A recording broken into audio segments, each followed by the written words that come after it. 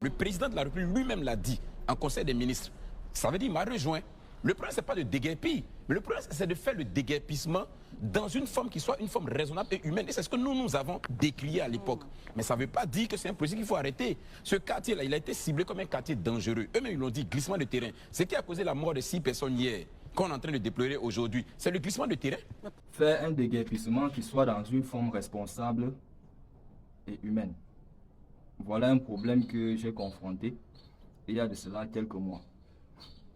J'avais ici d'un côté les élus locaux qui me disaient « Nous avons sensibilisé la population sur les risques de la zone ».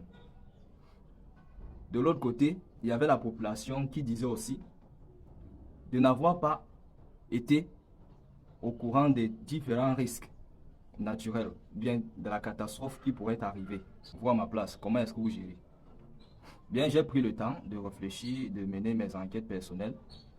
J'ai découvert simplement que le problème, en fait, le responsable ici, c'est les deux.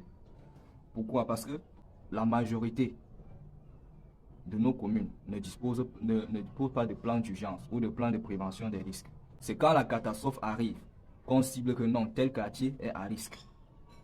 En fait, on ne connaît pas exactement ou bien à peu près quelle est la zone qui est risquée ou bien le niveau de risque de la zone. De l'autre côté, il y a la population maintenant qui est responsable. Pourquoi? Tu viens t'installer dans une zone.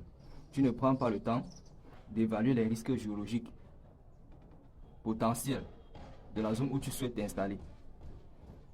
Là, quand il y a maintenant catastrophe, tu commences à demander de l'aide au gouvernement. Tu dis à l'État de t'aider. Mais franchement, il faut d'abord savoir que c'est toi le premier responsable. C'est vrai, l'État doit venir en aide parce qu'il y a un budget pour la gestion des catastrophes. Mais tu es le premier responsable. D'ailleurs, même l'argent qu'on donne pour la catastrophe là, toi, tu vois, ça t'aide simplement. On vient seulement te dire avec, je crois, c'est le matelas, le sac de riz. Ça ne t'aide pas. Dis-moi en commentaire ce que tu penses ici du déguerpissement subit après une catastrophe naturelle.